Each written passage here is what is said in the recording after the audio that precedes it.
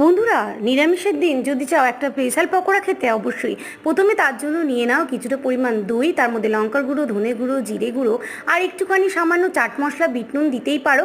দিয়ে ভালো করে কেটে রাখা পনির ভালো করে এর মধ্যে ম্যারিনেট করে রাখো। এর মধ্যে তোমরা কিছুটা ধনে পাতা কেটে দিতে পারো, আমি কিন্তু দিয়ে দিয়েছি কিছুটা কারি পাতা।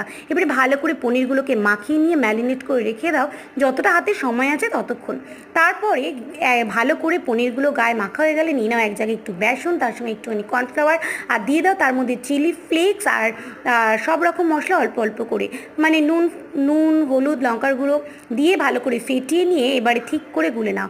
আর এবারে কড়াইয়ে তেল গরম করে ডুবিয়ে পনিরগুলো ভেজে নাও। কেমন লাগলে অবশ্যই জানাবে, নিরামিষের জন্য এটা কিন্তু বেস্ট। আশা করছি প্রত্যেকের ভালো লাগবে। আজকের মতো টাটা, ভালো লাগলে সঙ্গে থেকো, অবশ্যই সাবস্ক্রাইব করে আমার পাশে থেকো। বাই। আর মজমজে চায়ের সঙ্গে বা ভাতের সঙ্গে দুটোর সঙ্গে এনজয় করতে পারো।